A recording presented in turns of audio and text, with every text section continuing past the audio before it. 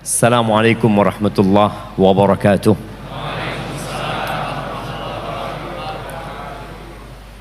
Alhamdulillah alladzi hadana lihada wa ma kunna linahtadiya laula an hadanallah. Itulah ucapan para penghuni surga ketika mereka masuk surga. Mereka tidak ingat dengan amal mereka, tapi mereka ingat dengan Tuhan mereka. Mereka ingat bahwa segala ketaatan yang dapat dilakukan, segala ibadah yang dapat dikerjakan, itu karena taufik dan bimbingan Allah Azza wa Jalla. Mereka mengatakan alhamdulillahilladzi hadana lihada. Segala puji bagi Allah yang telah memberikan petunjuk untuk ini buat kami, untuk masuk surga Allah Azza wa Jalla. Wa ma kunna linahtadi laula an hadanallah. Kita nggak akan mendapatkan hidayah, kita tidak akan dapat melaksanakan ketaatan, meniti jalan menuju ke surga Allah Azza wa Jalla kalau bukan karena Allah Subhanahu wa ta'ala. Maka kita semua yang bisa hadir ke tempat ini ya, Masya Allah, kucing pun ikut ngaji. Ana tadi lihat ada yang dari Cilacap. Berapa jauh Cilacap sini? Oh, dekat lah. Ada yang dari Purwokerto. 2 jam juga. Hah? 1 jam. Anak kok 2 jam tadi? Karena supirnya kurang cepat mungkin. Bumi Ayu, Masya Allah, ayu-ayu semua yang di sana. Berapa jauh Bumi Ayu ini? 4 jam. Masya Allah. Ada yang lebih jauh daripada Bumi Ayu? Oh, Palembang mau udah di sini antum. Ini Bumi Ayu ke sini tadi. Jam berapa berangkat? Jam 1 lebih. Nyampe sini jam 5. Insya Allah kasih hadiah buat beliau. Insya Allah. Beliau sudah sepuh jemaah. Beliau tetap datang untuk ngaji. Rasul sallallahu alaihi wasallam mengatakan, man salaka tariqan yaltamisu fihi ilman sahhalallahu lahu bihi tariqan il jannah. Barang siapa yang meniti jalan menuntut ilmu, dia datang meninggalkan rumahnya, meninggalkan pekerjaannya, dan supaya antum tahu bahwasanya menuntut ilmu ini qasimul jihad fi sabilillah. Ketika para sahabat semua berangkat jihad, maka Allah memberikan teguran, falaula nafara min kulli firqatin minhum ta'ifah liyatafaqahu fid din waliyundhiru qaumahum idza raja'u ilaihim. Enggak semuanya berangkat jihad. Harus ada sebagian kelompok yang pergi menuntut ilmu. Apa tujuannya? Mengangkat kebodohan dari dirinya, mengamalkan ilmu tersebut dan mengajak orang lain kepada Allah Azza wa Jalla. Maka barang siapa yang meniti jalan menuntut ilmu, maka Allah akan memudahkan bagi dia dengan ilmu yang dipelajari itu tariqan ilal jannah, jalan menuju ke surga Allah Azza wa Jalla. Ya, ana tahu tidak sedikit ibu-ibu yang harus basah-basah di luar sana. Semoga Allah memberikan pahala yang lebih besar. Pahala itu sesuai dengan kelelahan dan keletihan yang dirasakan. Anda lihat sebagian jamaah di sini untuk maju itu malas jemaah. Sayang kata dia, kalau maju dia semakin sempit. Iya, dan memang manusia itu, kata Allah Azza wa Jal, wa uhdiratil anfususyuh, Manusia itu bakhil, pelit dia, sampai sama tempat pun pelit. Kadang-kala karena sudah merapat, tahu-tahu lututnya ketemu sama lutut temennya, ditoleh temennya ini. Allahu Akbar, saudara antum dia. Taib, sebelum kita mulai kajian ini, Allahumma salli wa sallim ala abdika wa rasulika sayyidina wa maulana wa habibina wa syafi'ina Muhammad wa qurrati a'yunina wa ala alihi wa ashabihi ajma'in. Sebelum kita mulai kajian, ana berharap semuanya berkenalan dengan yang di kanan dan kirinya. Kita ini saudara jamaah.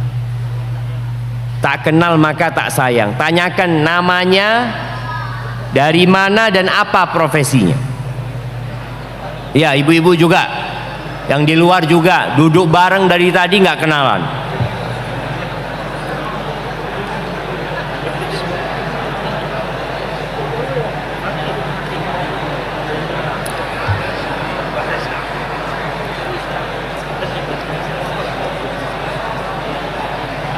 Iya, biar kenalan.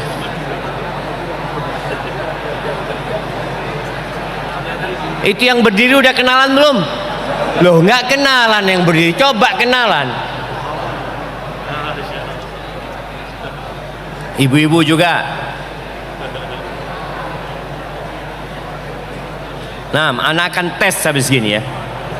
Anak akan tunjuk untuk membuktikan benar nggak dia kenal, atau pura-pura kenal saja, nggak dari hati kenalannya.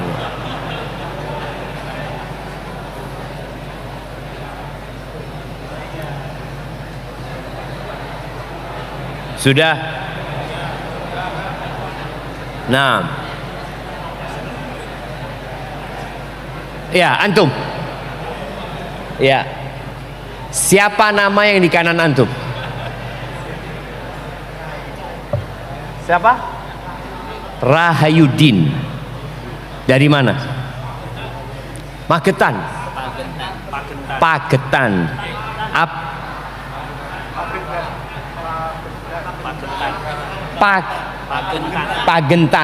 Pagentan. Baik, profesinya apa? Oh, petani, masya Allah. Yang di kiri antum? Loh, belum kenalan. Loh, lihat, betul kan? Kenalnya pura-pura. Udah kenalan tadi, cuma lupa. Ana kasih hadiah buat antum. Jamaah rahimakumullah, tolong ketika antum datang kajian, ketika bertemu dengan seorang muslim, ucapkan salam dan bersalaman sama dia. Salaman itu menggugurkan dosa dan menjalin cinta dan kasih sayang. Apalagi kalau antum berkenalan. Semoga dengan itu Allah memperbanyak buat kita saudara-saudara yang soleh, yang pada hakikatnya mereka punya syafaat pada hari kiamat. Boleh jadi yang di sebelah antum sekarang masuk surga lebih dulu daripada antum. Apa nggak penting kita kenal dengan calon penghuni surga, yang semoga tatkala dia di surga dia ingat dulu ada fulan dari Pagentan. Ya, Pagentan. Sahih jemaah. Barakallahu fiik, ahibati billah. Malam ini, malam tanggal berapa? 30. Tanggal berapa?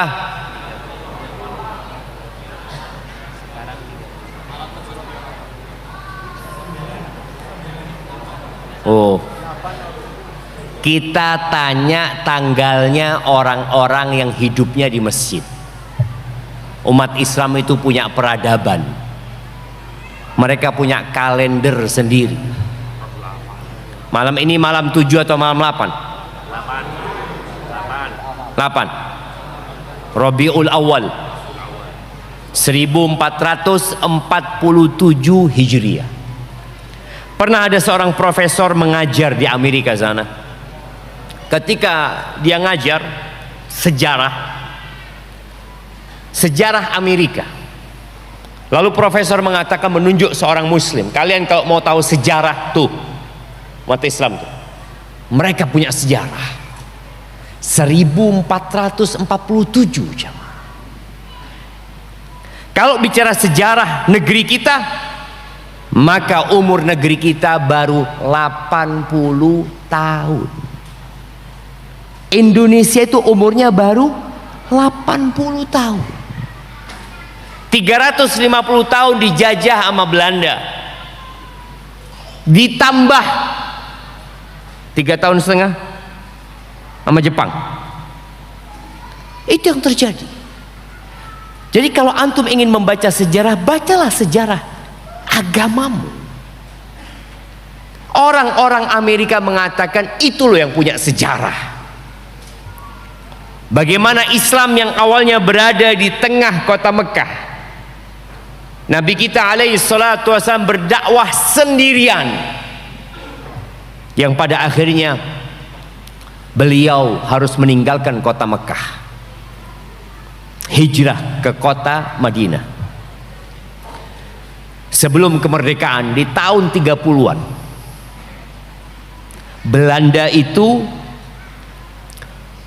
menyusun pertanyaan di sekolah mereka berkaitan dengan sejarah Islam. Di antara pertanyaan yang dibikin itu isilah titik-titik di bawah ini. Dulu pada tahun sekian ada seorang penggembala kambing, namanya titik. Kemudian dia melakukan perjalanan ke Syam. Di sana bertemu dengan seorang pendeta, namanya titik. Kemudian dia merasa agama pendeta itu lebih baik. Akhirnya dia pulang ke Mekah membuat agama baru. Titik. Apa nama agamanya? Ketika Belanda melakukan itu, umat Islam nggak terima. Ormas Islam, di antaranya Muhammadiyah, ikut menolak keras karena pelecehan kepada Rasul sallallahu alaihi wasallam dan kepada sejarah umat Islam. Mereka nggak punya sejarah. Kita punya sejarah 1447 dari hijrahnya Rasul sallallahu alaihi wasallam. Maka tolong kalau bisa, agar umat Islam itu hafal dengan kalendernya umat Islam. Nah, ana mau tanya, antum, iya, sebutkan bulan-bulan umat Islam. Ya. Muharram, Safar, Rabiul Awal, Rabiul Akhir, Jumadal Ula, Jumadal Akhirah, Rajab, Sya'ban, puasa, Ramadan, Syawal, Dzulqa'dah, Dzulhijjah. Masya Allah, ternyata orang Banjarnegara ini tahu semua dengan kalender umat Islam. Jadi antum mewakili mereka semua. Kasih adanya betul ya. Alhamdulillah jamaah, jadi tenang ya. Kalau ternyata pemuda-pemuda di Banjarnegara mereka hafal dengan kalender umat Islam, selesai. Kita akan menyongsong keindahan Islam di masa depan. Ahibati fillah, tema kita apa? Ada surga di dalam rumahku. Di rumahku ada surga. Sebelum kita berbicara tentang hal itu, kita hendak berbicara tentang sebuah keluarga yang mungkin sebagian orang berpandangan kajian tentang keluarga itu tidak terlalu penting. Padahal negeri kita, Indonesia yang tercinta ini, yang sedang berduka saat ini, dan kita berdoa memohon kepada Allah Azza wa Jalla akan diberikan hidayah dan petunjuk untuk semuanya, untuk meniti jalan menuju kepada Allah Azza wa Jalla. Indonesia dengan 17.000 pulau lebih, katanya Indonesia ini memiliki 700 lebih bahasa, dan jumlah penduduknya sekarang sudah 280-an juta, kurang lebih mungkin. Mereka itu hanya kumpulan keluarga, hanya kumpulan rumah tangga. yang kalau rumah tangganya ini tidak dijaga dan dirawat dengan benar, runtuh negeri itu. Salah seorang orientalis dari barat sana, dia mengatakan, kalau engkau ingin meruntuhkan dan menghancurkan peradaban sebuah bangsa, maka ada 3 cara. Yang pertama, hadmul usrah, menghancurkan keluarga. Itu yang pertama. Negara yang besar ini, kalau ingin menghancurkannya, mulai dari pondasi terkecil dari negeri ini, menghancurkan keluarga.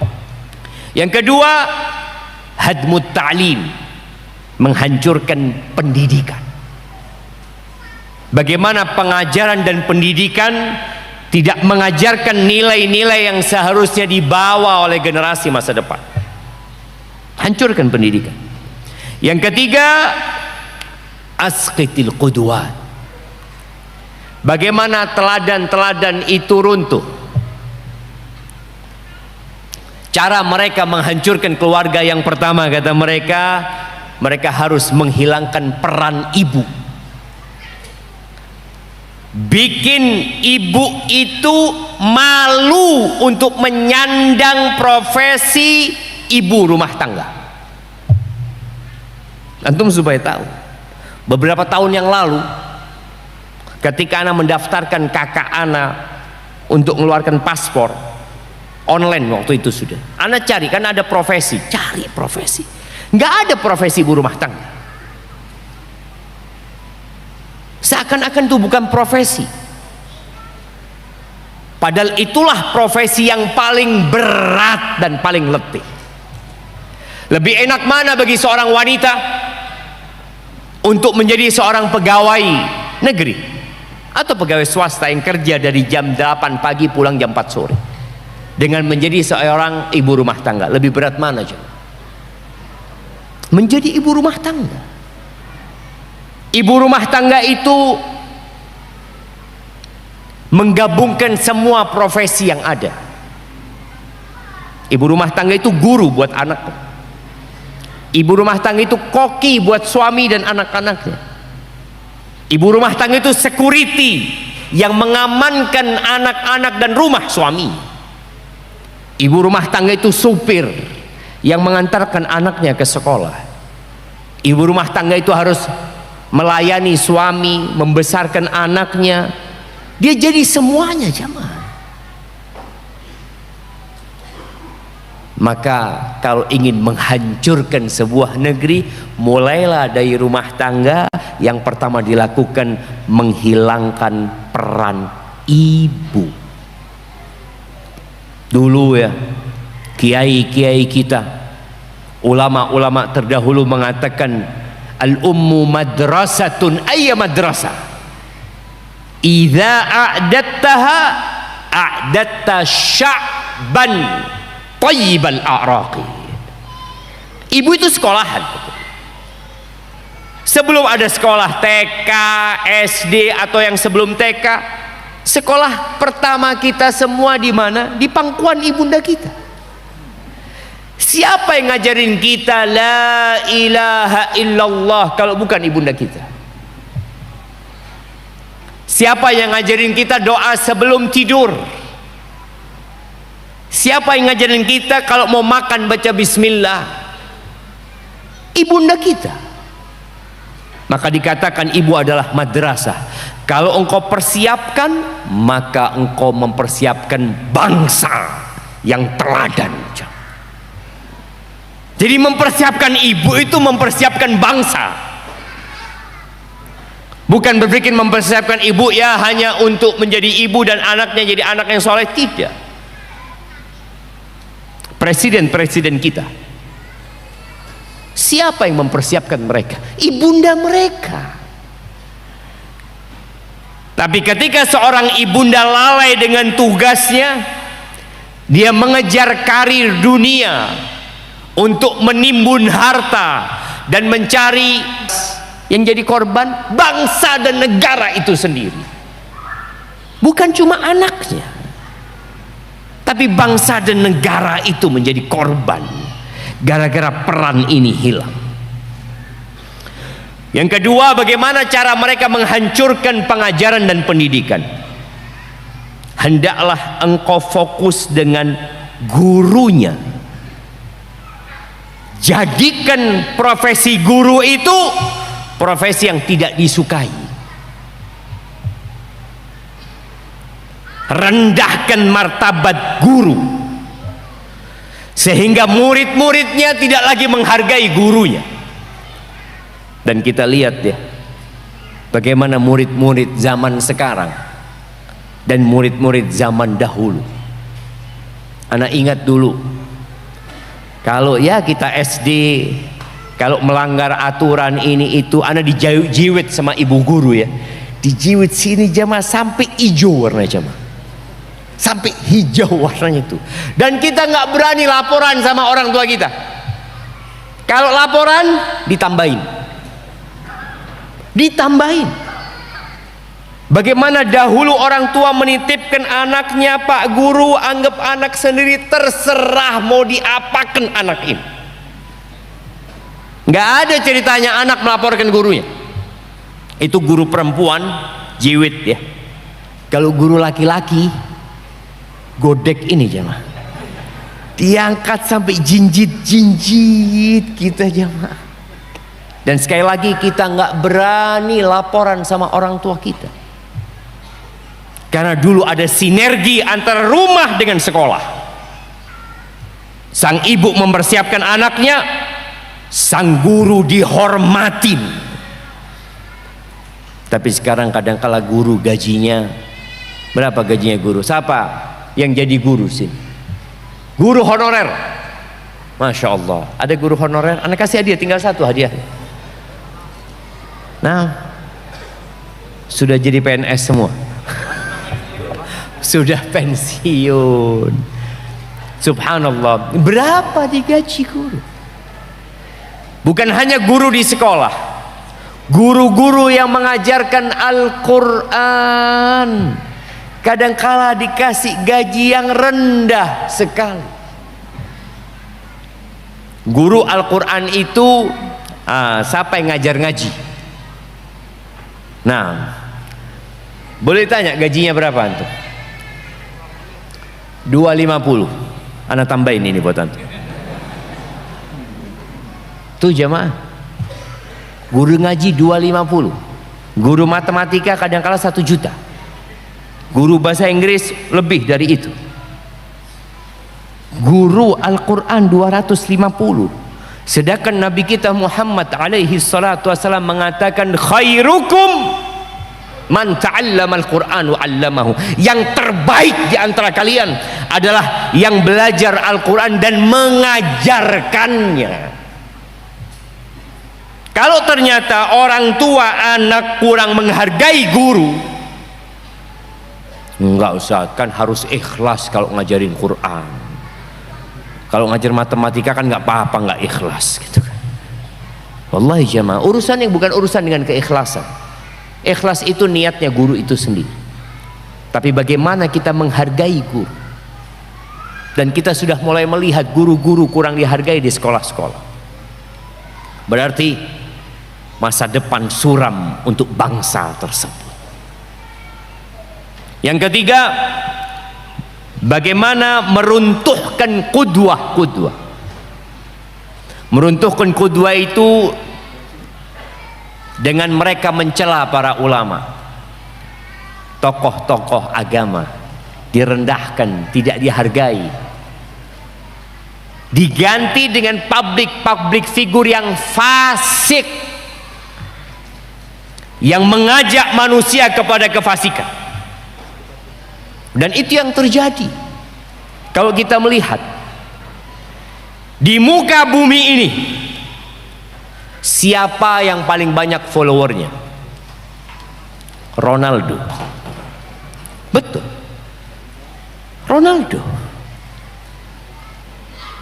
Ronaldo seharusnya bikin negara sendiri. Iya. Sekarang followernya berapa?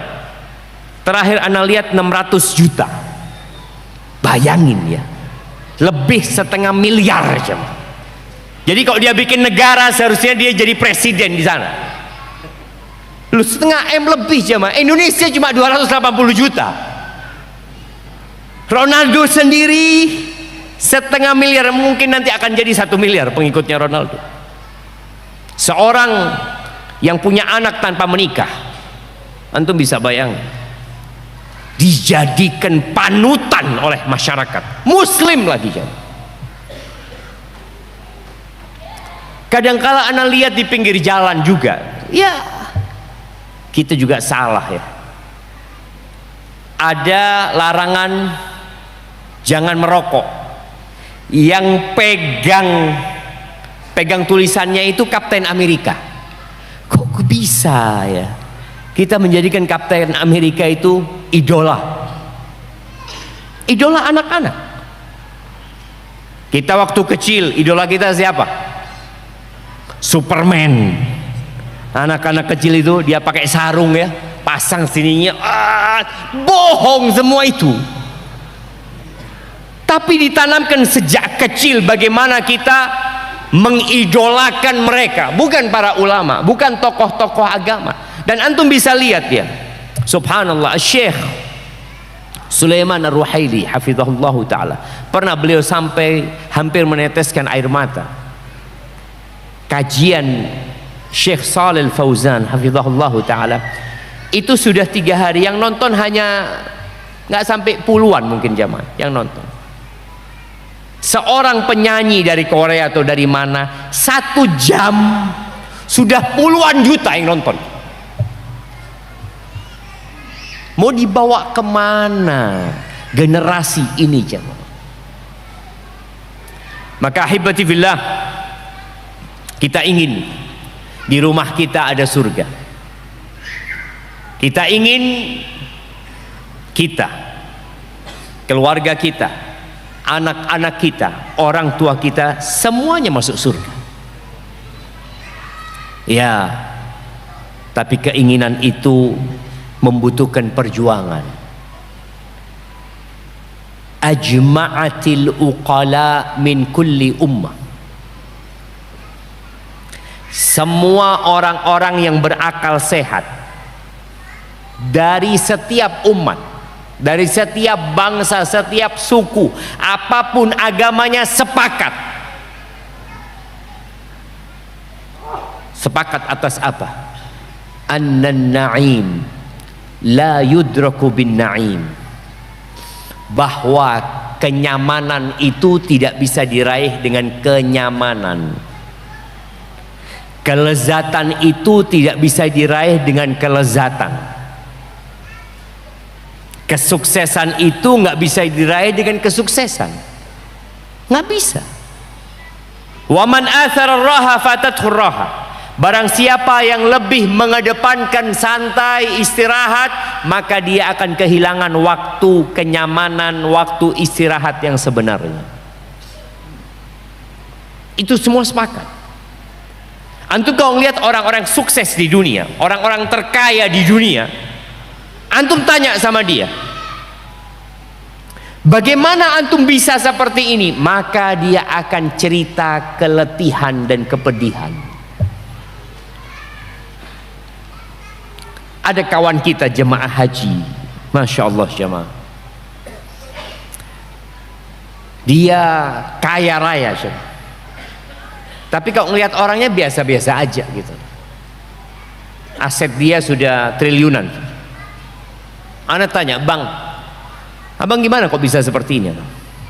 Dia cerita, ana dulu Ustaz kerjanya jaga toko HP Ustaz. Insyaallah kita dengarkan adzan dulu jemaah. Iya, kita dengarkan adzan dulu, terus kita lanjutkan. Siap. Siap. Allahu Akbar.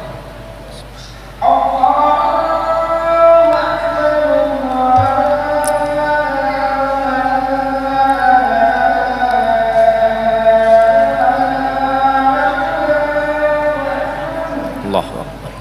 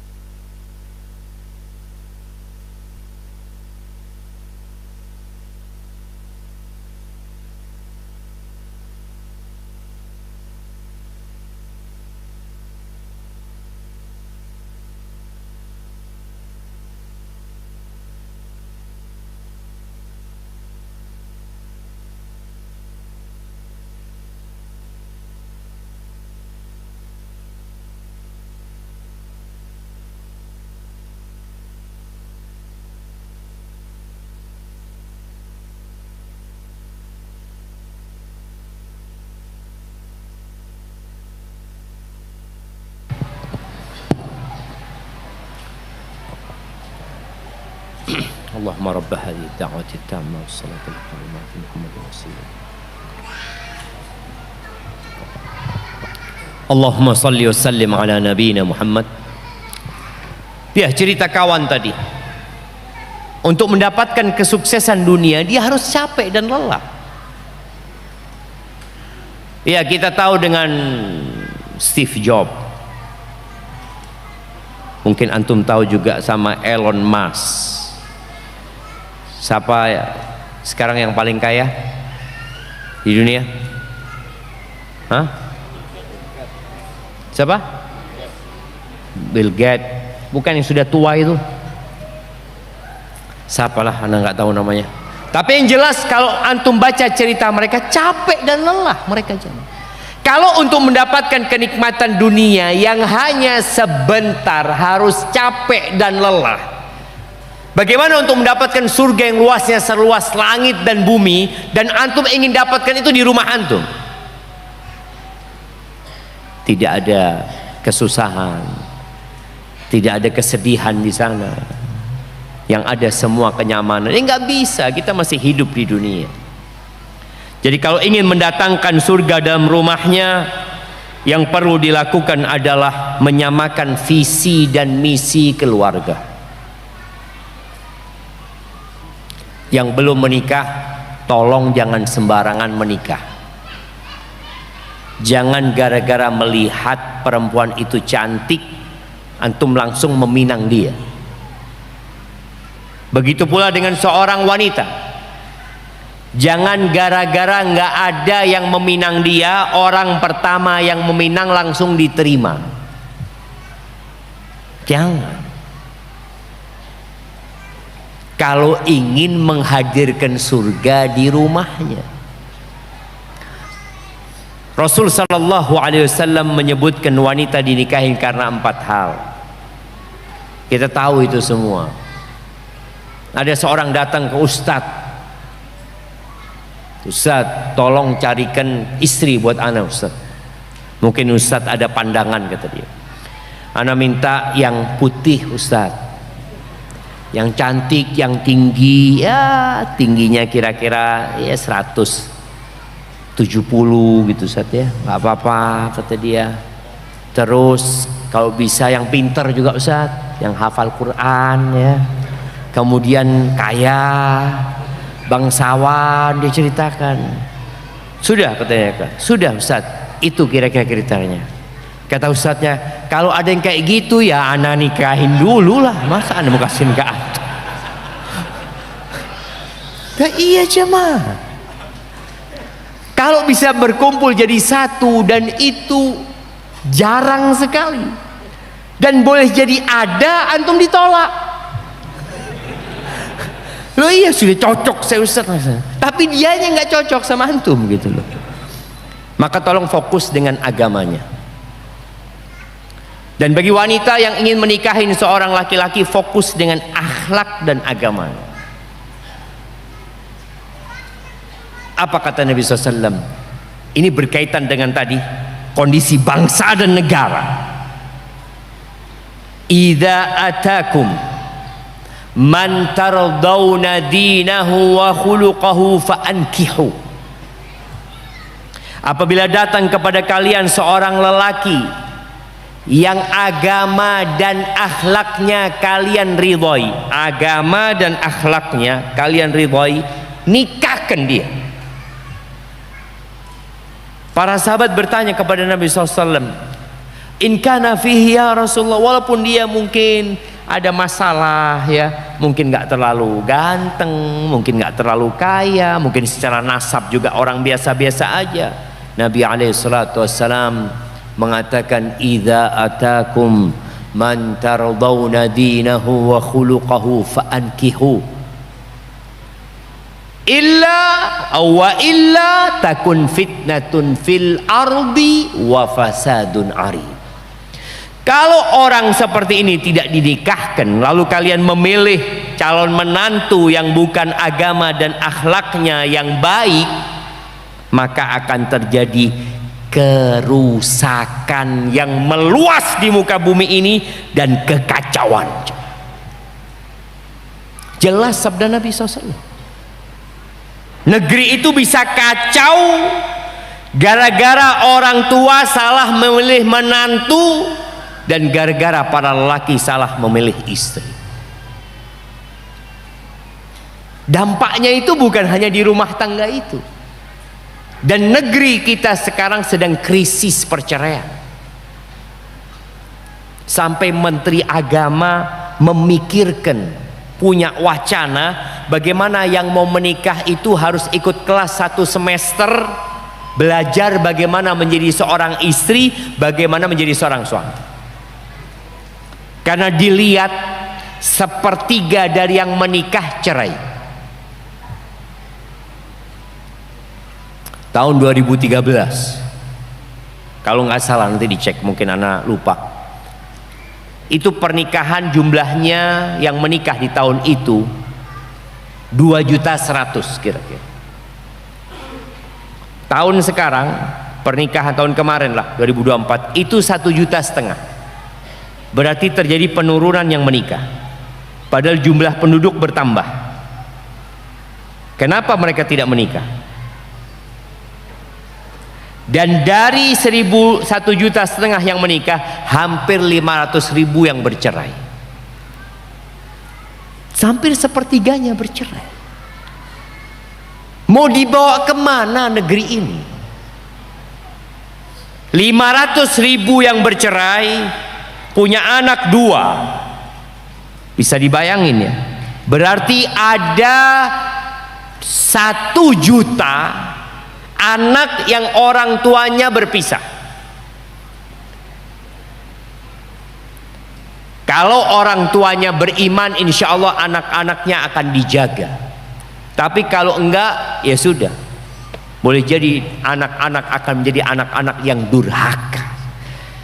Tadi sampai Menteri Agama punya wacana yang mau menikah harus sekolah 1 semester, belajar menjadi seorang istri, suami, bapak dan ibu.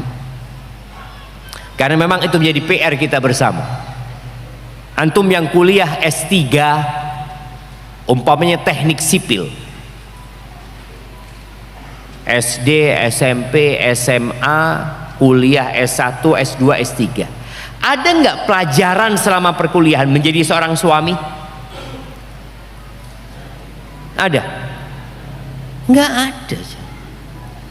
Ya antum belajar teknik itu, bagaimana membangun jembatan, membangun rumah tangga, nggak belajar. Maka tadi pentingnya seorang ketika ingin menghadirkan surga di rumahnya, jangan salah pilih pasangan. Ya tapi kalau antum yang dicari dunia bukan surga Allah Azza wa Jalla, ya silahkan cari wanita yang cantik, yang kalau berjalan bersama antum gandeng, orang-orang takjub dengan istri antum. Istriku, Insya Allah rambutnya kemana-mana ya, seperti itu. Ada jamaah, ada yang seperti itu. Dia ingin membanggakan istrinya di hadapan kawan-kawannya. Dia menikahi bunga desa, dia ingin cerita, istriku paling cantik di kampung ini. Loh, apa gunanya dia cantik kalau ternyata dia tidak bisa mendidik anak-anak? Oh ya, memperbaiki keturunan. Keturunan yang mana diperbaiki? Fisiknya diperbaiki, kepribadiannya dirusak. Ahibati billah. Ya, ada orang yang memahami surga di dunia itu adalah pasangan yang kaya. Jadi kalau dapat pasangan kaya itu insya Allah hidupnya bak di surga. Atau rumah yang mewah, mobil yang mahal, popularitas, kekuasaan, jabatan. Enggak jamaah. Orang kalau sudah ambisinya dunia, antum akan lihat doa-doa dia isinya dunia. Antum nggak perlu ngomong orang lain, antum sendiri. Dalam sehari semalam antum berdoa, coba berapa persen permintaan antum dunia dan berapa persen permintaan antum yang berkaitan dengan agama yang akan mengantarkan ke surga? Antum lihat. Ada yang doanya minta rizki, rizki, rizki terus, kepingin rumah, kepingin mobil, kepingin naik pangkatnya, jabatannya, sehat tubuhnya. Oh boleh, silahkan. Tapi antum minta surganya berapa kali? Antum hitung, baca Rabbana atina fid dunya hasanah wa fil akhirati hasanah wa qina adzabannar. Ada 100 kali antum baca? Atau mungkin hanya 50 kali? Nggak sampai Ustaz. Berapa kali? 3 mungkin. Dan itu hanya di penutup doa, sudah nggak khusyuk. Jadi memang disunahkan membaca Rabbana atina fid dunya ini dalam setiap doa. Tapi ada orang yang menutup doanya dengan Rabbana atina fid dunya hasanah, tapi sudah nggak lagi khusyuk. Yang awal doanya sambil nangis-nangis, ya minta, ya Allah aku butuh mobil, ya Allah anakku sudah 4, motor nggak cukup, ya Allah kehujanan, ya Allah minta, ya Allah. Selesai Rabbana atina fid dunya hasanah, itu biasa jemaah. Jadi kalau minta dunia ngoyo, minta akhirat ya kan masih lama Ustaz.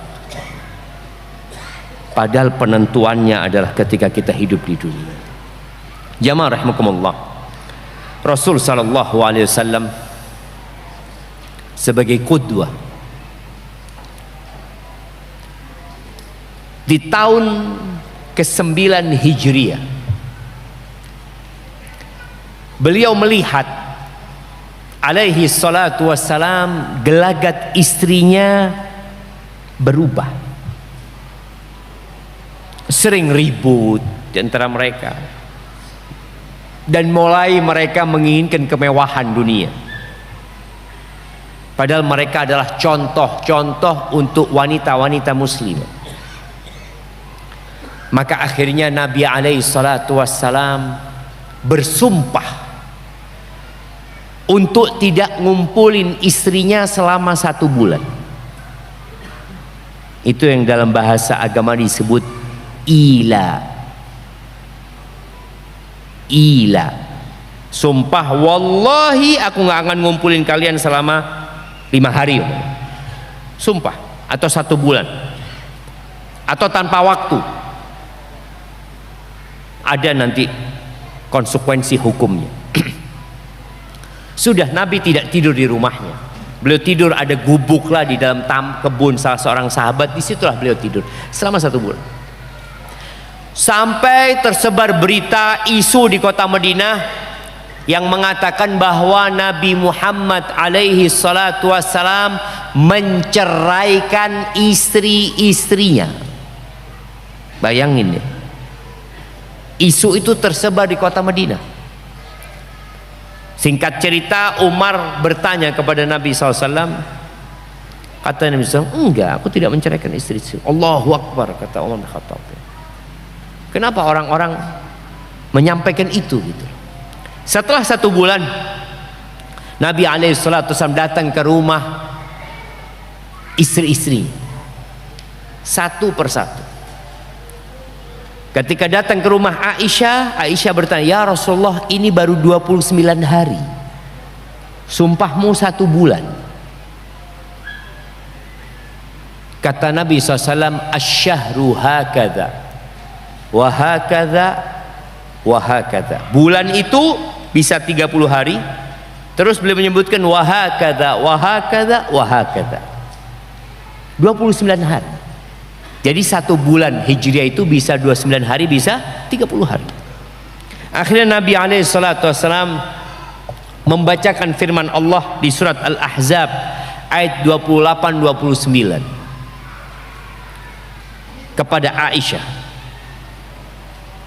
Beliau mengatakan, ini perintah Allah ya, ya ayyuhan nabi qul li azwajika, wahai Nabi, katakan kepada istri-istrimu, in kuntunna turidnal hayatad dunya wa zinataha fata'alaina umatti'kunna wa usarrihkunna sarahan jamila. Kalau yang menjadi keinginan kalian, ambisi kalian adalah perhiasan dunia, kehidupan dunia ini, dan perhiasan serta kemewahannya, fata'alaina, kemari kalian, aku akan kasih harta buat kalian, dikasih pesangon buat kalian, lalu aku akan ceraikan kalian dengan perceraian yang baik. Sudah, pisah. Nggak bisa kita bareng, udah. Satu ingin dunia, satu ingin akhirat. Emangnya nggak bisa Ustadz yang ingin dunia, ingin akhirat juga? Kalau ambisinya dunia, nggak bisa. Tapi kalau ambisinya akhirat, dunia ikut. Kalau ambisinya dunia, akhirat nggak bakalan ikut. Karena orang kalau sudah ambisinya dunia, sulit dia untuk menghadapi yang namanya halal haram. Ad-dunya sijnul mu'min wa jannatul kafir. Kata Nabi SAW, dunia ini penjara buat orang beriman, penjara. Wa jannatul kafir, dan surganya orang-orang kafir. Mereka berbuat semau mereka, nggak tahu halal haram. Tapi buat muslim enggak ada aturan. Maka Nabi mengatakan kepada istri-istrinya, kalau ambisi kalian dunia, udah cerai kita, cerai, tapi dengan perceraian yang baik. Udahlah, pisah baik-baik. Wa in kuntunna turidnallaha wa rasulahu wad daral akhirah, kalau yang menjadi tujuan kalian, keinginan kalian, ambisi kalian adalah Allah. Allah itu yang punya bumi ini, jemaah. Jadi kalau kita berambisi bumi ini, ya Allah, bumi ini kecil direbutkan oleh 8 miliar manusia. Bagaimana kalau kita berebut Allah yang punya bumi ini, yang punya langit, yang punya surga dan neraka? Kalau yang jadi ambisi kalian adalah Allah dan Rasulnya serta kehidupan akhirat, fa innallaha a'adda lil muhsinati minkunna ajran 'azim. Maka sesungguhnya Allah menyediakan buat orang-orang yang muhsinat, yang berbuat baik di antara kalian, pahala yang besar. Ibu-ibu tahu bahwa bidadari surga itu nggak datang bulan. Bidadari surga itu Allah berikan kepadanya fisik yang indah sekali. Bidadari surga itu pakai baju 70 setel. Sekali pakai 70 setel. Antum bisa bayangin. Di dunia ini emak-emak itu punya baju 1 lemari. Setelah penuh ngomong sama suaminya, Mas, kayaknya perlu lemari 1 lagi. Sampai anak pernah ke rumah orang kaya, lihat 1 kamar semuanya lemari. Anak ngomong, ya Allah. Dan yang dipakai cuma 1. Apakah bisa dia pakai semua isi lemarinya? Pakai lagi. Ya enggak, Ustaz. Orang gila kalau pakai semuanya. Punya tas 10. Mungkinkah dia datang ke pengajian bawa tas 10? Assalamualaikum. Nggak bisa. Tapi wanita penghuni surga, kata Nabi SAW, alaiha sab'una hullah. Di atas tubuhnya itu ada 70 setel pakaian. Kok bisa ya? Jadi suaminya melihat istrinya dari setiap sentimeter itu dengan baju yang berbeda. Antum bisa bayangin ya? Lihat sini, ya Allah. Lihat lagi, beda lagi warna bajunya. Lihat lagi, Masya Allah. Di dunia nggak bisa. Itu perempuan surga. Yura mukhu saqaiha min warai hadil hudan. Sumsum betisnya bisa kelihatan dari pakaiannya. Wala nasifuha, kerudungnya, ya Allah jamaah, kerudung yang ditaruh di atas kepalanya penghuni surga itu apa? bidadari surga itu khairun minad dunya wa ma fiha, lebih baik dari dunia dan isi. Artinya kalau semua emas di dunia digunakan untuk membeli kerudung ini nggak cukup. Anda melihat ya, ada beberapa pakaian yang harganya ratusan miliar ya, baru ratusan miliar. Kerudungnya penghuni surga itu lebih baik dari dunia dan isi. Tapi harus capek dan lelah. Masya Allah jemaah, Anda barusan cari, Anda kira ada kayunya di sini jemaah. Ternyata tidak ada kayunya jemaah. Barakallahu fikum. Ini namanya masih di dunia. Jadi di akhirat itu, di surga itu, apa yang antum inginkan langsung hadir jemaah. Sampai disebutkan ya, kalau nggak salah di tafsir Ibnu Katsir ya, bagaimana penghuni surga itu sedang duduk ngobrol bareng, tahu-tahu ada awan yang datang jemaah. Awan itu tanya, kalian minta hujan apa? Minta hujan apa jemaah?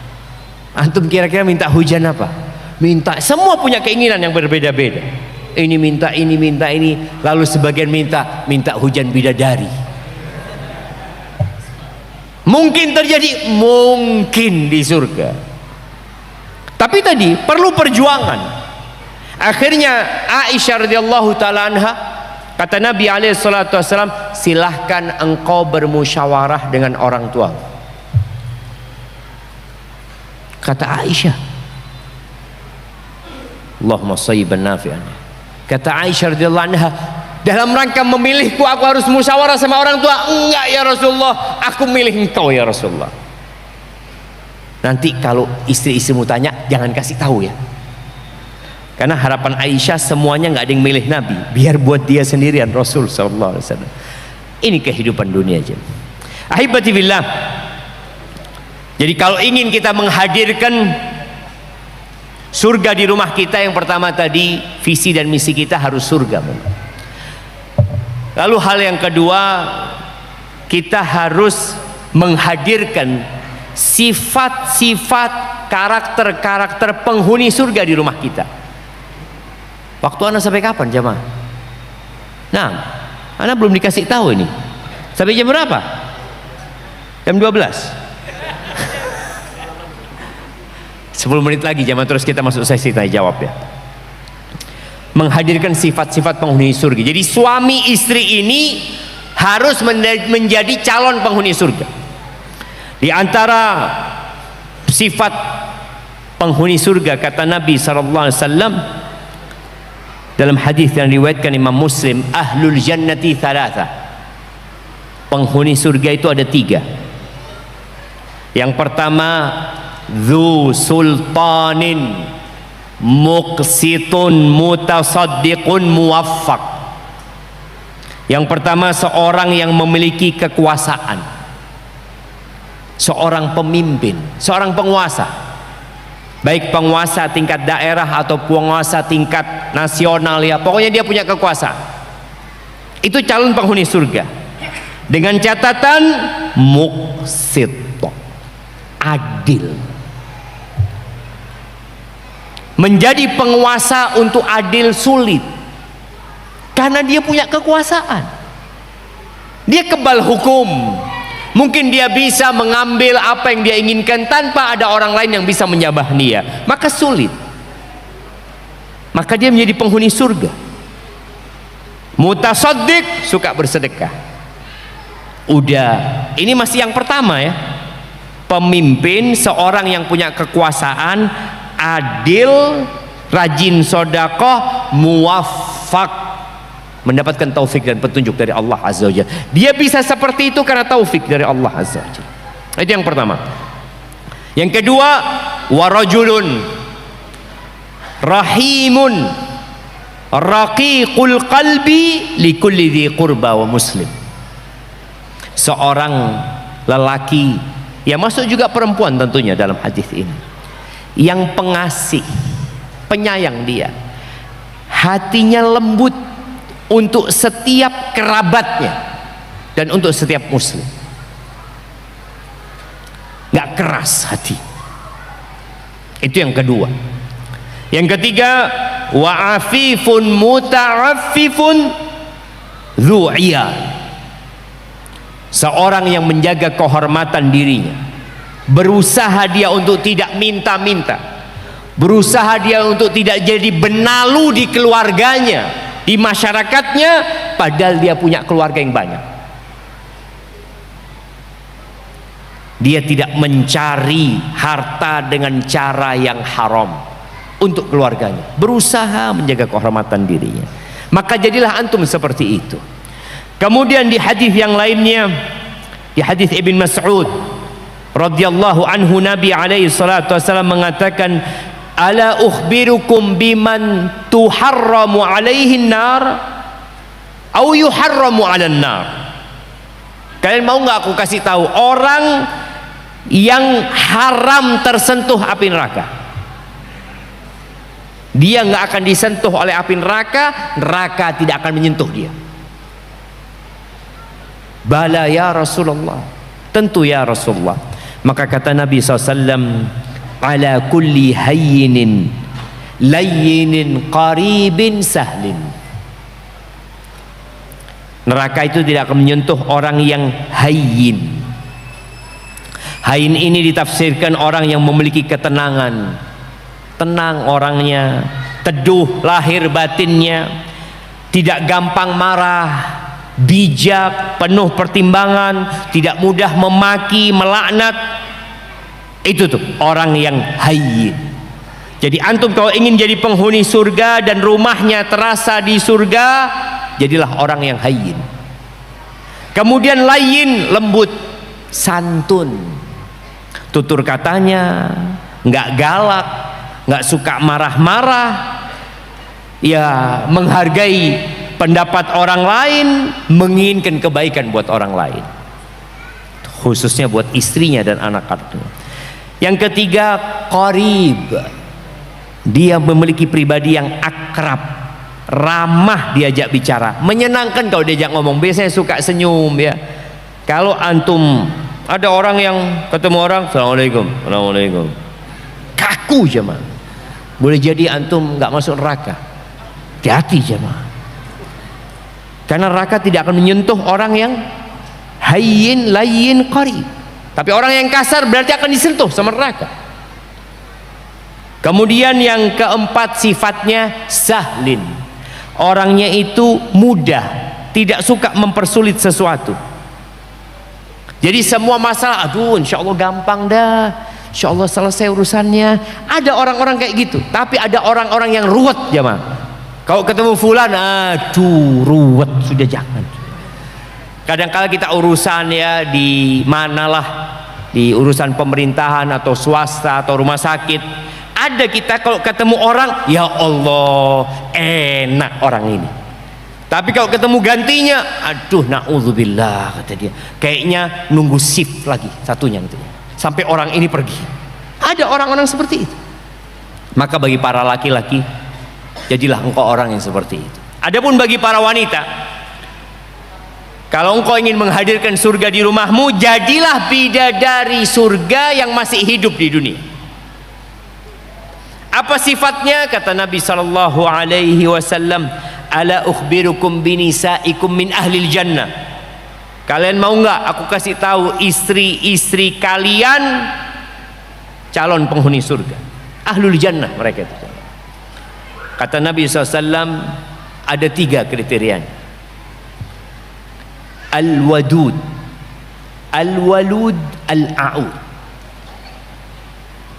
Al-wadud ini yang penyayang, pecinta. Ada istri itu yang kalau sama suaminya manja jemaah ya, apa ya, apa istilahnya itu, ngalem, aleman ya, aleman itu kalau suaminya datang, aduh bang ya Allah kangen aku bang ini itu ya. Kan ada istri yang suaminya datang, loh kok sudah datang, loh apa sih kok sudah datang. Tapi ada perempuan yang nyambut sama suaminya ya, kemudian dia berusaha untuk mempercantik dirinya, bahkan suaminya datang sudah ditanyain, bang mau yang panas mau yang dingin ya, Masya Allah ya. Tuh calon penghuni surga yang seperti itu. Wadud, aleman mungkin bahasanya, itu bahasa Indonesia aleman. Bahasa Jawa. Manja ya, manja, penuh cinta dan kasih sayang sama suami. Selalu ngomong, aku sayang sama kau bang, aku cinta sama kau bang. Terus dia ngomong gitu. Itu yang pertama. Yang kedua, walud, suka banyak anaknya, seneng lahiran. Apa namanya? Apa? Manakan. Oh, itu manakan. Bukanlah jamaah. Ya pokoknya dia itu seneng lahiran jamaah. Kan ada perempuan-perempuan kalau suaminya ngomong, "Dek, nambah yuk." Aduh mas, kesel. Ada yang kayak gitu. Ya bahaya ini kalau yang kayak gini. Bisa suaminya cari pabrik lain nanti yang bikin kesel-kesel. Enggak, engkau berusaha, suaminya kepingin nambah anak, bismillah mas, engkau mau berapa, selama Allah kasih, bismillah. Ada seorang ustadz jamaah di Bondowoso, anak kalau ingat sama anaknya cerita, abah anak itu Ustaz punya anak 28 Ustaz, dan anak nomor 28. Anak ketemu dengan anak nomor 28 dari satu ibu, ibunya satu. Antum gimana? Ibu-ibu itu satu kejadian. Anak ketemu lagi dengan satu orang. Ini bukan cerita bohong jemaah, nyata anak ketemu sama anaknya. Anak dapat berita kalau dia bapaknya itu punya saudara 25. Anak WA, bang, betul bang, abah antum tuh satu saudara 25. Betul Ustadz. Dan anak punya nenek itu nggak punya pembantu. Anaknya 25. Ini insya Allah penghuni surga jemaah. Walud, karena dia capek, lelah ketika dia hamil 9 bulan, semua keletihan dia dihitung per detik sama. Jadi pahala buat dia. Ketika lahiran dia mempertaruhkan nyawanya. Kemudian dia menyusui, masih harus ngurusin urusan rumah tangga. Walud. Ada perempuan-perempuan yang masya Allah, suaminya baru lewat langsung hamil. Hamil lagi, baru lewat gitu kan, karena dia seneng jamaah punya anak. Maka ibu-ibu tolong kalau ingin jadi penghuni surga, ya ada orang yang nggak punya anak jamaah, memang bukan berarti dia nggak bisa masuk surga, enggak.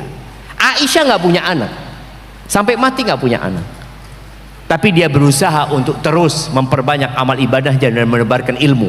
Ada banyak anak-anak didik dia. Tapi tadi ada orang yang bisa punya anak tapi nggak mau punya anak, repot sama suaminya, harus merayu ini itu macem-macem ya. Maka tolong ibu-ibu kalau suaminya kepingin punya anak, bismillah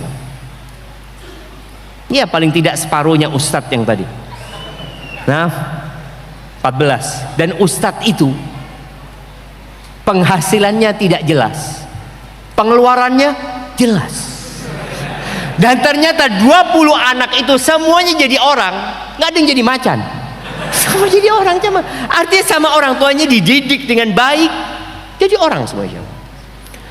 Kemudian yang ketiga sifatnya al-a'ud ala zawjiha, yang suka kembali ke suaminya.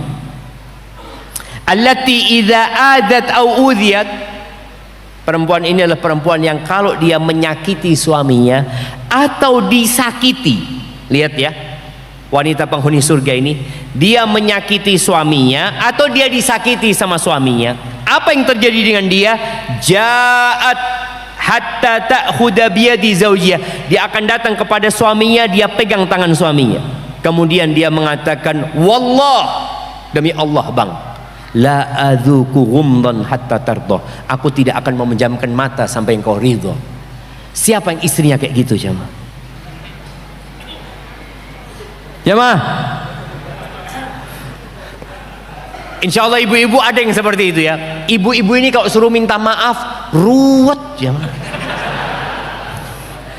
Jadi suami itu, jadi ada cerita nih, katanya laki-laki yang minta maaf karena dia berbuat salah itu laki-laki yang jujur. Laki-laki yang minta maaf padahal belum tentu dia salah itu laki-laki yang bijak. Dan laki-laki yang minta maaf padahal dia nggak salah, itu namanya suami. Demi menyelamatkan rumah tangga. Suami kalau minta maaf sama istrinya, ya ini suami yang benar ya, dia ngomong, sayang aku minta maaf, banyak salahku sama engkau. Kalau istri minta maaf seperti apa? Mas, aku minta maaf kalau punya salah. Jadi yang aku salah jamaah, masih ngomong kalau punya salah. Dan berat. Makanya kenapa wanita seperti masuk surga? Karena memang berat untuk menjalankan hal itu. Maka buat para istri, tolong hadirkan itu di rumah.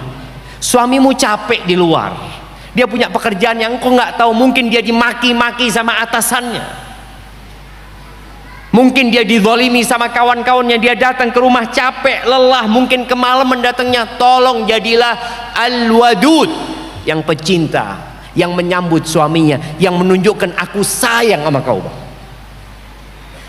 Bukan sekali-kali, bang ceraikan aku sudah bang. Jangan. Itu mungkin dapat anda sampaikan. Kita masuk ke sesi tanya jawab. Bismillah. Masih kuat antum jamaah? Oke, sambil nunggu tanya jawab ini, semua tangannya di atas pundak saudaranya. Ya. Ya, ibu-ibu juga. Nah, pijetin saudaranya itu jamaah.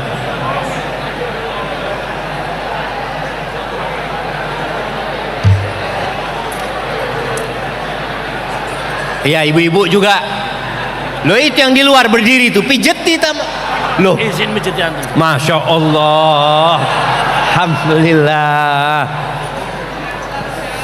Barakallahu fikum. Baik, cukup jamaah. Kalau enggak bisa tidur nanti dipijetin sama beliau.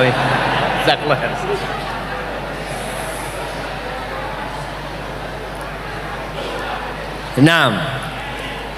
Sudah seger. Kita bisa lanjut berarti jamaah. Bismillah. Saya berencana menyuruh istri saya bekerja membantu ekonomi keluarga. Apakah termasuk menghancurkan negeri? Karena menitipkan anak kepada kakek dan nenek sehingga kurang perhatian dari ibunya. Anak umur baru 3 tahun. Jamaah, suami nggak boleh nyuruh istrinya bekerja cari duit. Engkau yang harus cari duit, ngasih kepada istrimu. Bukan nyuruh istri kerja cari fulus. Jangan. Nyuruh istri, dek bantu aku dek ekonomi keluarga, tapi engkau tetap di rumah. Gimana caranya bang? Ketika aku berangkat kerja, aku minta engkau sholat duha. Habis sholat duha, engkau istighfar 100 kali, minta sama Allah. Katakan Rabbighfirli wa tub alayya innaka antat tawwabur rahim. Baca 100 kali. Pintu rizki itu bukan hanya bekerja. Kadang-kadang kita berpikir ya harus kerja. Iya, antum yang kerja. Istri membantu dengan istighfar. Allah Azza wa Jalla mengatakan di cerita Nabi Nuh, faqultu astaghfiru rabbakum innahu kana ghaffara yursilis samaa alaikum midrara wa yumdidkum bi amwal wa banin wa yaj'al lakum jannatin wa yaj'al lakum anhara. Kalian istighfar, minta ampun sama Allah Azza wa Jalla, Allah akan kirimkan kepada kalian rizki, harta, anak-anak, hujan, sungai-sungai yang akan dibuatkan untuk kalian. Maka perlu diperhatikan hal itu. Kalau istri harus bekerja, jangan sampai merepoti kakek neneknya. Kakek nenek ini udah capek ngurusin kita jamaah. Lalu antum merepotin dengan ngurusin anak-anak kecil, dan antum berpikir cari uang. Maka tolong kalau istrinya harus bekerja, pekerjaan yang tetap bisa merawat anak. Bantu dengan istighfar, bantu dengan doa. Bangun di sepertiga malam, mohon sama Allah Azza wa Jal, berbakti sama orang tua. Ya, di antara yang meluaskan rizki itu berbakti sama orang tua. Ini malah merepotin orang tua. Jangan, kesian. Kecuali kondisi terpaksa, lain lagi kalau terpaksa. Tapi kalau sekedar untuk menambah ekonomi ini itu, banyak cara lainnya. Antum juga harus banyak-banyak tawakal sama Allah Azza wa Jal. Jangan bersandar kepada pekerjaan, hatinya bersandar sama Allah Azza wa Jal. Ketika antum keluar rumah, katakan bismillah tawakkaltu ala Allah la haula wala quwata illa billah. Tapi tadi kalau istrinya mau bekerja tanpa menelantarkan anak-anaknya, nggak ada masalah. Tapi bukan karena disuruh suami ya. Suami nggak boleh nyuruh, nggak punya hak dia nyuruh istrinya untuk cari uang. Bahkan yang dia harus lakukan bagaimana dia memberikan nafkah kepada istrinya dengan cara yang ma'ruf, dan itu jadi kewajiban suami. Dan mengingatkan ya para istri supaya dia tahu sama haknya. Kalau suami tidak memberikan nafkah kepada dia, bisa dihitung utangnya. Utang. Memang istri yang bekerja, kemudian istri yang menafkahi listrik ya, semua kebutuhan rumah istri, itu bisa dihitung utang. Jadi kalau suaminya dapat warisan, mas, biaya rumah 3 tahun 5 juta kali 12 kali 3, bayar, betul. Ini bicara hak. Tapi kalau sang istri mengikhlaskan, ya alhamdulillah. Barakallahu fikum. Ustaz, sebuah pernikahan pastilah ingin langgeng selamanya. Akan tetapi ada kalanya visi dan misi pasangan berubah selama pernikahan berlangsung. Misal, seorang suami mengharapkan sebuah keluarga yang dengan dasar syariat Islam. Akan tetapi kebalikannya, istri lebih mementingkan urusan duniawi, sehingga timbul pertikaian dalam rumah tangga.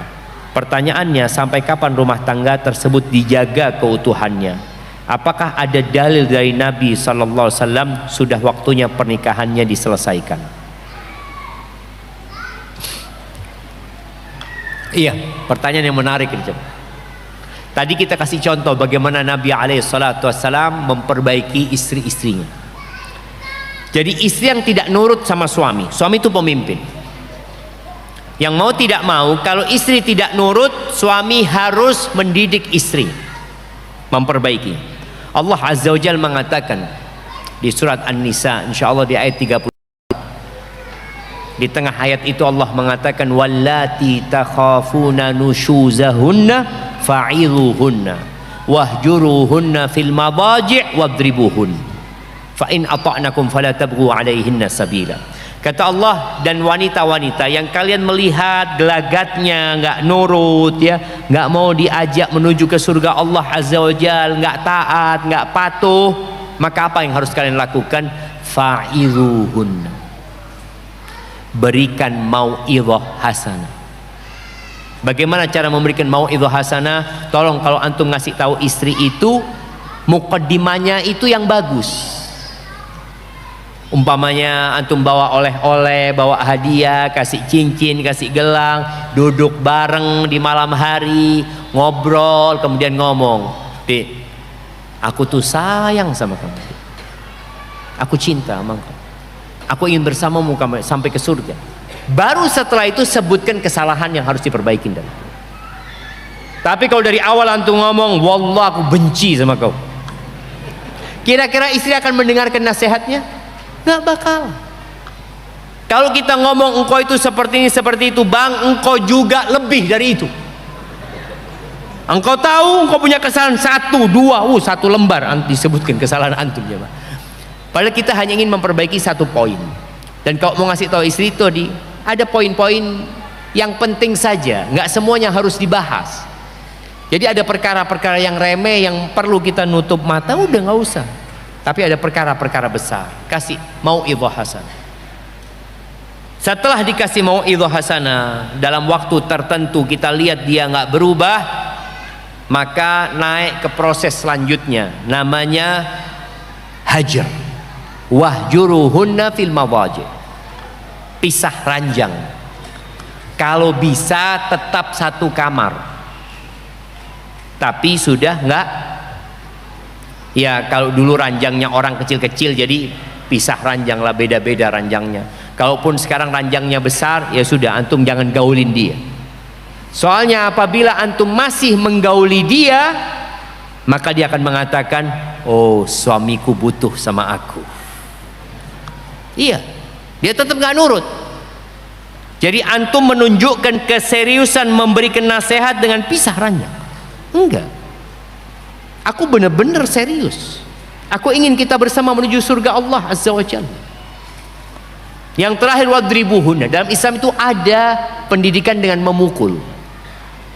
Kalau memukul itu ada gunanya. Kalau nggak ada jangan. Dan tidak boleh memukul yang memamarkan, melukai, nggak boleh. Para ulama mencontohkan memukul dengan siwak, mungkin dipukul di tangannya ya. Tapi kalau di negeri kita antum akan KDRT nantinya. Maka tadi kalau memukul kiranya nggak berguna, jangan. Lalu ya antum lihat, apakah antum mau mempertahankan rumah tangga atau masih mau terus memperbaiki. Bedanya perempuan sama laki-laki, kalau laki-laki bisa nambah istri.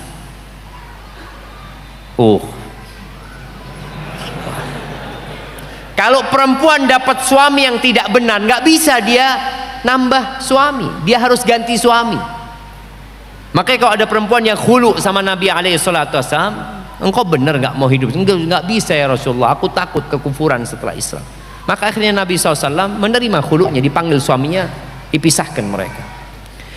Ya, jadi seperti itu cara mendidik istri. Ya antum tinggal lihat waktunya berapa lama, tidak ada ketentuan. Kalau tadi disebutkan Nabi SAW sebulan ya, beliau tidak menyentuh istri-istrinya.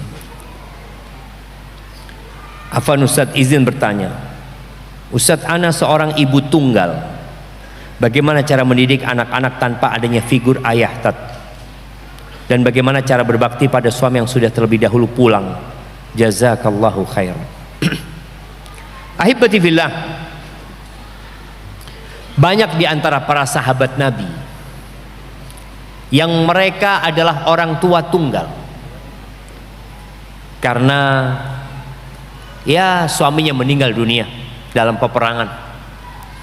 Dan kalau kita melihat para ulama juga sama. Imam Syafi'i itu bapaknya meninggal dunia ketika beliau masih kecil atau masih dalam buayan. Ana lupa, beliau meninggal, bapaknya meninggal waktu yang jelas masih kecil. Imam Syafi'i tidak pernah dididik oleh ayahnya. Beliau lahir di Gaza, Imam Syafi'i, di daerah Asqalan sana. Lalu sama ibunya dibawa ke Mekah. Ini karena ibunya takut kalau tetap di sana, ia takut tidak bisa mendapatkan pendidikan yang layak. Akhirnya dibawa ke Mekah. Imam Bukhari sama, nggak ada bapaknya. Yang mendidik siapa? Ibunya. Sufyan Ats-Tsauri sama, nggak ada bapaknya. Kok bisa mereka jadi orang-orang sukses? Cukup ibunya. Kadangkala kehadiran bapak merusak anaknya, ada. Yang kalau bapaknya ada merusak anaknya. Tapi bagaimana dididik itu anak-anak dengan cinta dan kasih sayang, lalu dengan penuh doa memohon kepada Allah Azza wa Jalla. Nabi Ismail, siapa yang mendidiknya? Ibunya. Sama Nabi Ibrahim ditinggal di Mekah, jemaah. Itu bayi. Maka jangan berkecil hati. Hendaklah sang ibu ini bersandar kepada Allah Azza wa Jalla dan berusaha untuk berikhtisab, mengharap pahala dari Allah, bukan mengeluh. Soalnya ada orang, ya Allah gimana ya, akhirnya dia nggak fokus mendidik anaknya, fokus dengan keluhannya. Ya udah, terima takdir Allah Azza wa Jalla, jalankan yang harus dijalankan. Ada ibu yang harus ngantarkan anaknya ke masjid, ya antarkan, nggak ada masalah, semua akan jadi pahala buat engkau. Barakallahu fikum. Afwan Ustadz Syafiq, ana mau tanya, ana punya istri rajin kajian di mana-mana, rajin sholat, rajin baca Al-Quran, namun akhlaknya kurang baik. Istriku kurang bersyukur dan selalu orientasinya dunia. Istriku suaranya keras, kadang bentak-bentak ke suami. Istriku sendu, seneng geduit. Emangnya istrinya antum aja? Siapa yang istrinya nggak suka duit? Mohon nasihat Ustadz Syafiq, bagaimana sikap saya? Ya sabar antum.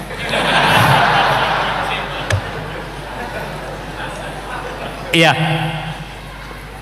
Jadi suami yang dapat istri seperti itu, hendaklah dia memperbaiki hubungannya sama Allah Azza wa Jalla. Perbaiki hubunganmu sama Allah, semoga Allah memperbaiki hubunganmu dengan manusia. Ada seorang alim ulama, sepertinya dapat istri seperti istri antum ini. Sama. Ada sebuah kitab jemaah, ana lupa judulnya, apa Sabrul Azwaj ala azwajihinna, kesabaran suami terhadap istri-istri mereka. Salah satu ceritanya, ana lupa judulnya, kayak gitu lah judulnya. Salah satu ceritanya, ada seorang ini ziarah ke rumahnya kawannya. Kawannya ini syekh. Dilihat istrinya kasar kalau ngomong, teriak-teriak ya. Apa kata tamunya? Syekh, antum kenapa gak ganti istri? Banyak perempuan-perempuan yang mau sama antum. Kata syekh ini, ana takut istri ana seperti ini gara-gara dosa ana, sehingga ana berharap dosa-dosa ana diampuni sama Allah menghadapi istri seperti ini. Takut kalau ana ganti istri dapat yang lebih parah nantinya. Sudahlah yang kayak gini. Benar jemaah, itu disebutkan dalam kitab tersebut. Artinya sikap antum sabar, boleh jadi gara-gara dosa antum dapat istri seperti itu. Semoga dengan itu dihapuskan dosa-dosa antum. Yang kedua, berusaha tadi untuk memperbaiki hubungan antum sama Allah Azza wa Jalla. Dan istri yang seperti ini jangan merasa nyaman ya. Jangan sampai istri yang bentak-bentak suaminya, yang menyakiti suaminya ya. Bidadari surga itu marah sama istri yang kayak gini. Kalau ada seorang istri yang nyakitin suaminya, kata Nabi alaihi salatu wassalam, qalat zaujuhu minal huril in, maka istrinya dia dari hurul in. Ini istri, suami yang soleh ya, yang punya bidadari surga, akan mengatakan qatalakillah kepada istrinya, mendoakan, mengatakan semoga Allah membinasakan kamu, kata dia. La tu'dhi, jangan kau sakitin dia. Innama huwa dakhilun alaik, dia cuma singgah di tempatmu, bentar lagi dia akan gabung sama kita. Maka jangan sampai para istri itu didoakan buruk oleh bidadari surga.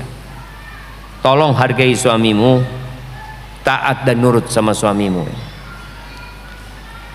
Tapi bagaimana cara menjadi anak yang baik untuk menegur orang tua? Menjadikan hukum Islam sebagai aturan rumah tangga, orang tua belum kenal sunnah. Syukran jazakumullah khair. Ya, buat anak-anak yang udah belajar, udah ngerti hukum agama ya, terus terang yang hidup di generasi sekarang ini harus banyak bersyukur kepada Allah Azza wa Jalla.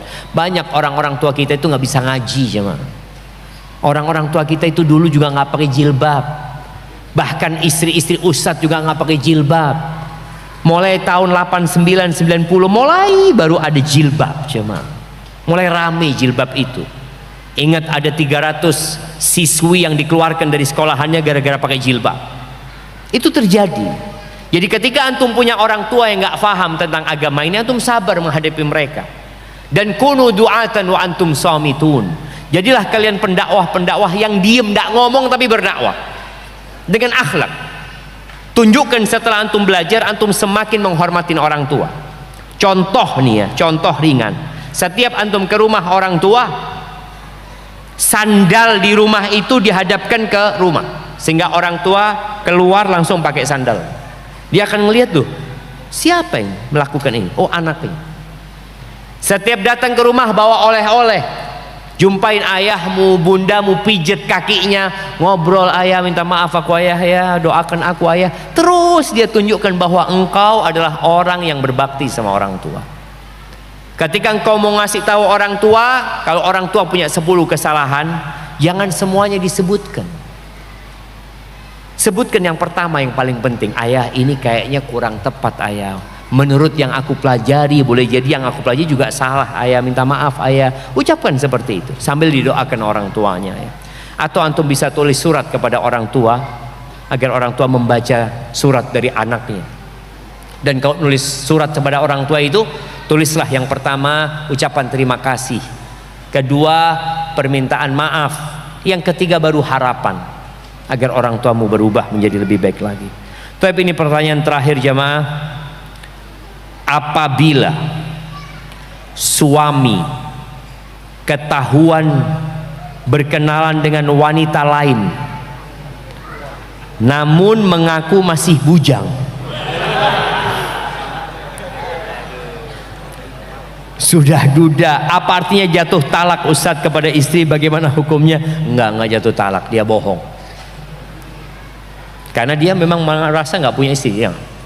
Kalau dia mengatakan saya sudah ceraikan istri saya, jatuh cerai. Kalau yang seperti ini tidak. Apakah boleh campur lagi atau bagaimana solusinya? Terima kasih Ustadz, mohon jawabannya. Enggak terjadi perceraian, karena memang itu bukan termasuk kinayah dalam perceraian. Dan jika juga nggak niat menceraikan anti, yang jelas jaga suami anti, berikan pelayanan yang maksimal ya. Para istri ini jadilah yang cantik di rumahnya. Moa itu apa? Moa make up artis ya. Moa make up artis itu ya. Itu seharusnya merias istri. Wanita-wanita kalau cantik di rumahnya, apa kata suaminya? Apa suaminya? Kalau dapat istrinya cantik, suaminya ngomong apa? Mau kemana? Iya coba. Betul kan? Mau kemana? Karena dia gak pernah cantik buat suaminya. Akhirnya suaminya tergoda di luar ya. Kita juga menggoda suaminya orang, jangan. Maka tolong para istri, jadilah yang cantik di rumah. Jagalah fisikmu dengan makan tidak sembarangan, dengan terus berolahraga, dan insya Allah suamimu ya, kalau di luar melihat wanita cantik, dia ingat istrinya, dia langsung pulang. Dan kalau suamimu pulang ke rumah, layani langsung. Nah, kalau istrinya bekerja, telepon, Dek pulang, Mas aku di tempat kerja, pulang. Wajib nurut nggak sama suaminya? Wajib. Saat dipotong gaji, nggak apa-apa potong gaji, daripada ruwet sama suami. Itu yang dapat anda sampaikan jamaah. Yang benar dari Allah Azza wa Jalla, yang salah dari diri anda pribadi. Allah dan Rasulnya terbebaskan dari kesalahan itu. Aqulu qawli hadza wa astaghfirullah li wa lakum wa lisairil mu'minin wal mu'minat fastaghfiruhu innahu huwal ghafurur rahim.